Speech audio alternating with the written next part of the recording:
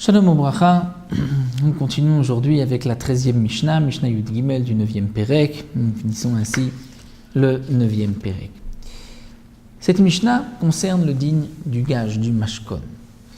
Il y a plusieurs psukim dans la Torah qui nous parlent du mashkon, que nous allons voir à travers la Mishnah. Donc nous commençons, la Mishnah dit Amalve et Travero, celui qui a prêté de l'argent à son prochain.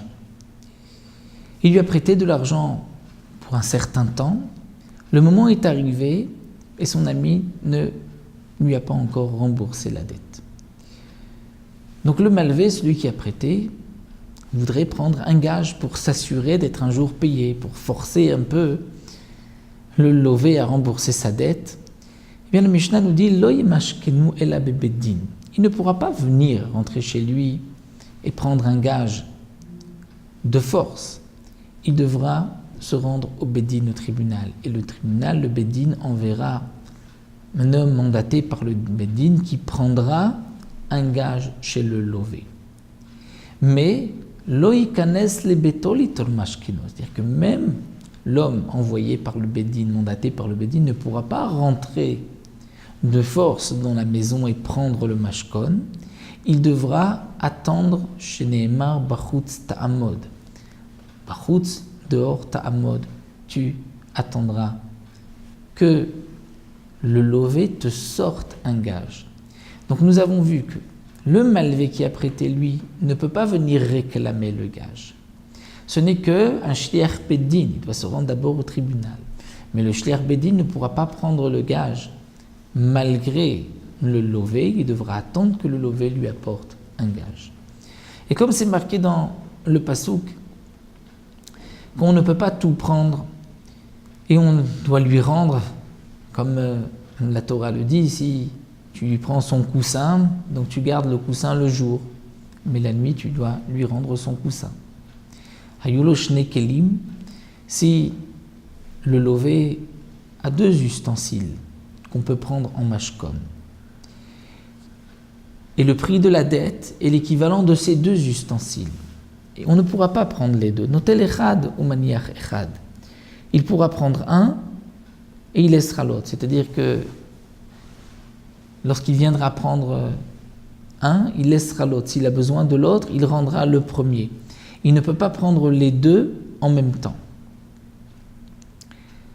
Ou marzir et takar balayla, c'est-à-dire comme la Mishnah va l'expliquer. S'il lui prend un coussin et il lui prend aussi une charrue, donc 2 kilim. Les deux sont le montant de la dette. Il ne pourra pas prendre les deux en même temps.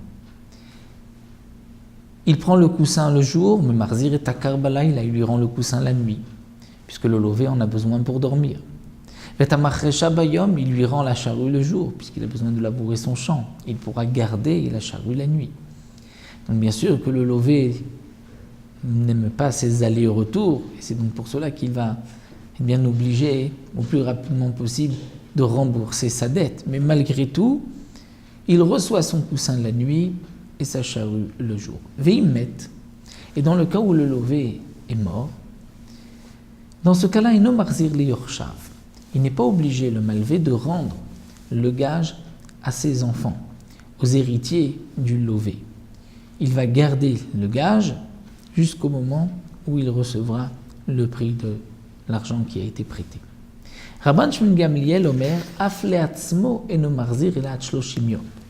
En vérité, dit Rabban Shimon Gamliel, que lorsque le Bédine va envoyer un messager, un shliach Bédine, mandaté par le Bédine pour prendre le gage, il ne va pas faire ses allers-retours tous les jours, mais Aflatz, même pour lui, et no marzir, c'était pour le lové, no marzir la shloshim yom. Il ne rendra que les 30 premiers jours. Les 30 premiers jours, c'est le temps que donne le bédine. Mais après 30 jours, si le lové n'a toujours pas payé sa dette, mishloshim yom ou leilan mochan bebedin, il va faire une vente au bédine, donc devant le tribunal, pour être sûr que le prix qui va être payé pour cet objet est le prix de l'objet, un prix juste, c'est pas juste une vente aux enchères, juste pour récupérer son argent.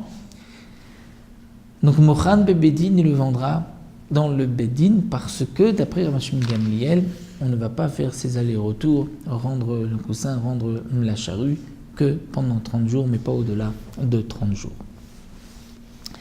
La Mishnah poursuit avec un autre dit. Almana, ben she'ania, ben she'ashira, mashkeni mota. La Torah nous dit, Shneimar lo tachbol beged almana, tu ne prendras pas de gage d'une veuve. Pourquoi le Tana a-t-il besoin de préciser, peu importe si la veuve est riche ou est pauvre? Parce que il y a un Tana, Rabbi Shimon, qui est d'Arish Ta'ama Dekra, qui lui dit, mais pourquoi la Torah a interdit de prendre un gage chez une veuve? Parce que, étant donné que le gage, il doit le rendre, comme nous l'avons vu, il doit rendre le coussin le soir ou la charrue le matin, donc il va faire des allers-retours dans cette maison.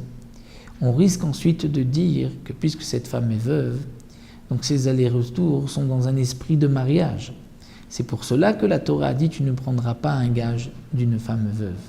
Mais donc, dit Rabbi Shimon, ce n'est que pour une femme veuve qui est pauvre. Si elle est riche et qu'elle n'a pas besoin de son coussin la nuit, donc n'a pas besoin de la charrue le jour et qu'il peut prendre le gage sans faire ses allers-retours, d'après Rabbi Shimon, c'est permis de prendre un gage même d'une veuve.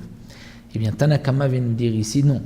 Almana, qu'elle soit riche ou pauvre, on ne prend pas de gage puisque on ne rentre pas dans les raisons qu'on pourrait supposer comme étant les raisons de la Torah. La Torah interdit de prendre le gage d'une veuve. En aucun cas, on le prendra. Un autre digne que nous enseigne la Mishnah, Chovel et Arechaim. Celui qui va prendre, Chovel, c'est-à-dire qu'il prend comme gage Rechaim, une meule, Over belotas. Il transgresse un lotas, c'est un commandement négatif de la Torah. Parce que la Torah a dit que Rechaim, Varachev, qui sont les deux pierres de la meule, ça ce sont des outils qui sont nécessaires pour la survie du lové, puisque c'est avec ça qu'il mange, avec ça qu'il va moudre son blé. Et donc la Torah interdit de prendre des gages, et pas seulement Rechaim, la meule, mais tout ce qui ressemble, tout ce qui est Ochel Nefesh, c'est-à-dire tout l'ustensile lesquels le lové va manger, la Torah interdit de les prendre. Donc si on prend Rechaim comme gage la meule, il y a une transgression d'un lot à assez, et on est chayav des deux kelim, c'est-à-dire lo yachbol Rechaim va rachev, c'est-à-dire aussi bien la meule, c'est-à-dire la pierre du haut qui est appelée rachev, ou celle du bas qui est appelée Rechaim, il y a une transgression. Et le Tana termine en disant Vilo Rechaim va rachev bilvad amrou, ce n'est pas que les pierres de la meule, la kol d'avoir chaussé bo'ochel nefesh, mais tout ce qui permet de cuisiner, bo'ochel nefesh, de manger, la Torah interdit de les prendre chez Neymar qui nefesh ou chovel. Si tu prends la meule, tu lui prends son âme. Donc bien qu'on a le droit de prendre, comme nous l'avons vu avec le shliach beddin, on a le droit de prendre un gage, mais c'est uniquement un gage qui n'est pas lié à la nourriture. Un gage qui est lié à la nourriture, puisque c'est son âme qu'on prend, la Torah nous l'interdit. Donc voici, la Mishnah nous a enseigné, de manière générale, tous les dynim du gage, les chaïm. Nous avons terminé même le Pérec, et on se retrouvera pour le dernier Pérec, le 10e Pérec de Masechet Bava Metzia.